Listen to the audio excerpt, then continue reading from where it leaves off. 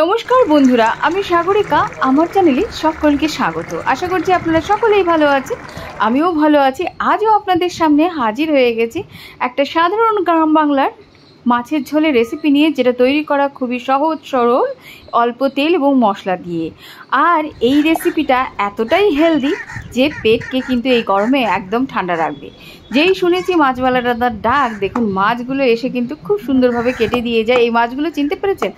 আমি বলে দিচ্ছি, এটাকে চায়না পুঁটি কিংবা জাপানি পুঁটি বলে থাকে। এগুলো কিন্তু পুকুরেই চাষ হয়, এর থেকেও বড় বড় সাইজের হয়। আমি দেখলাম সাইজটা বেশ ভালো, মিডিয়াম সাইজের, তার জন্য কিন্তু নিয়ে নিয়েছি। পৃথিবীতে কিন্তু বর্তমানে অনেক ভালো মানুষ রয়েছে। দেখুন, আমরা হাউস ওয়াইফ, এই মাছ কাটাটা চাপের ব্যাপার, দাদা কিন্তু কেটে দিয়ে যায়, বলতে হয় না।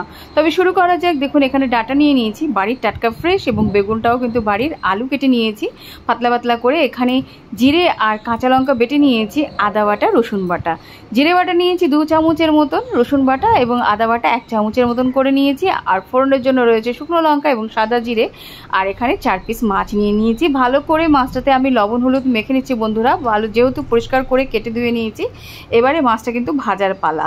তো এভাবে সুন্দর করে লবণ হলুদ ছড়িয়ে দিয়ে হাতের মাধ্যমে মাখিয়ে রেখে দেবো একটুখানি রেস্টের জন্য। নর্মাল টেম্পারেচারেই রাখবো। তারপরে কিন্তু ভালো করে মাছগুলো কড়া করে ভেজে নিতে হবে। এটা কিন্তু চায়না পুঁটি কিংবা জাপানি পুঁটি বলে, খেতে কিন্তু অসাধারণ লাগে বন্ধুরা। এই মাছ ভাজার সাথে যদি ডাল আলু সেদ্ধ দিয়ে খান, তাহলে কিন্তু অমৃত সমান হয়। আমরা অনেক খেয়েছি ছোটোবেলায়, আমাদের পুকুর ছিল, পুকুর থেকে ধরে আনা হতো বেশ বড় বড় সাইজের। মাছে কিন্তু তেলও হয়। তারপরে দেখুন, গ্যাসের চুলোটা জ্বালিয়ে দিয়ে কড়াইটা বসিয়ে দিয়েছি, বেশি পরিমাণে তেল দিয়ে দিচ্ছি। এবার কড়াইটা ভালো করে গরম করে নিতে হবে। তেল কিন্তু বেশ সুন্দর গরম হয়ে গেছে। এবারে একের পর এক মাছগুলো দিয়ে সুন্দর করে লাল লাল করে উল্টে পাল্টে ভেজে নেব বন্ধুরা। এই রেসিপিটা এত সহজ যে নতুন গৃহিণী যারা আছেন কিংবা নতুন রাঁধুনি যারা আছেন, তারাও কিন্তু অনায়াসে তৈরি করে ফেলতে পারবে এমন একটা রেসিপি। সাথে আপনার ইচ্ছে মতন সবজির ব্যবহার করতে পারেন। দেখুন, মাছগুলো বেশ লাল লাল করে ভেজে নিয়েছি। এবারে আমি ওই মাছ ভাজার তেলের মধ্যে ফোড়ন দিয়ে দিচ্ছি সাদা জিরে 1 চামচের মতন, 2টো শুকনো লঙ্কা। বেশ সুন্দর জিরের ফ্লেভারটা বেরিয়ে গেছে। যখন জিরেটা ভাজা হয়ে যাবে, বুঝতে পারবেন যে ফোড়নটা হয়ে গেছে। এবারে যে বেটে রাখা মশলাগুলো রয়েছে, এখানে জিরে আর কাঁচা লঙ্কা বাটা রয়েছে, আর রয়েছে আদা বাটা এবং রসুন বাটা। এতে কিন্তু আমি কোনো পেঁয়াজ কুচি কিংবা পেঁয়াজ বাটা ব্যবহার করব না, শুধু আদা রসুন বাটা দিয়েই রান্নাটা হবে। আর এখানে আমি পরিমাণ মতন হলুদ গুঁড়ো দিয়ে দিচ্ছি এবং স্বাদ অনুসারে লবণটা দিয়ে সুন্দর করে মশলাগুলো কষিয়ে নেব, যতক্ষণ পর্যন্ত মশলা থেকে কাঁচা গন্ধটা না দূর হয়ে যাচ্ছে। দেখুন, এইভাবে সুন্দর করে মিডিয়াম ফ্লেমে কষিয়ে নেবেন। সামান্য জল দিয়ে দিচ্ছি, জল দিলে কি মশলাটা পোড়া লাগবে না। তো এইভাবে জলটা দিয়ে ভালো করে সুন্দর করে কষিয়ে নেব বন্ধুরা। যখন তেল বেরোতে শুরু হবে, অর্থাৎ যখন খুব সুন্দর একটা স্মেল বেরোবে, তখন বুঝে যাবেন মশলা কষানো হয়ে গেছে। এবার কেটে রাখা আলুটা আমি দিয়ে দিচ্ছি। দেখুন, আলুটা কিন্তু এইভাবেই কেটে রাখবেন, বেশ ভালো লাগে। আর এখানে কিন্তু অনেক সবজি ব্যবহার করতে পারেন, যেমন ঝিঙে ব্যবহার করতে পারেন, ধুন্দল ব্যবহার করতে পারেন। গরমে চাইলে পরে 2-4 টুকরে, মানে এখানে হচ্ছে আপনারা পটলও দিতে পারেন। অসাধারণ লাগবে বন্ধুরা। সাথে মাছও খাবে কিন্তু সবজিও খাবে। অনেকে পছন্দ করেন না এরকম ধরনের রেসিপি, কিন্তু তৈরি করে খেয়ে দেখবেন, খুব ভালো লাগবে।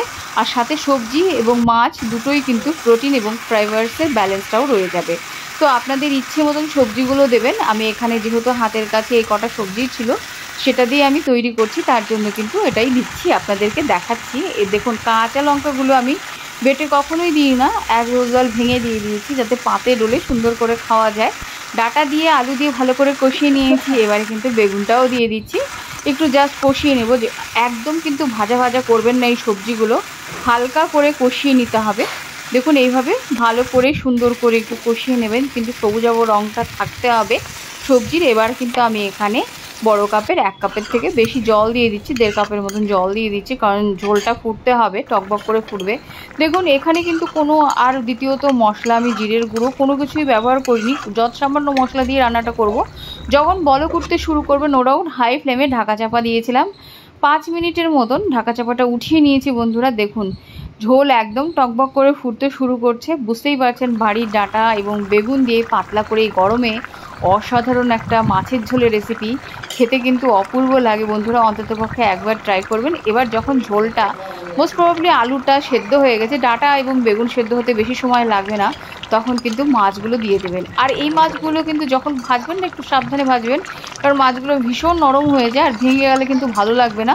মেন ব্যাপার হচ্ছে মাছগুলো গোটা গোটাই থাকতে হবে, সাথে কিন্তু সবজিটাও থাকবে, প্রপারলি সেদ্ধ হয়ে যাবে। আবারও ঢাকা চাপা দিচ্ছি বন্ধুরা, এবারে কিন্তু দিয়েছিলাম 7-8 মিনিটের জন্য ঢাকা চাপা। দেখুন অসাধারণ হয়ে গেছে, সমস্ত কিছু সেদ্ধ হয়ে গেছে।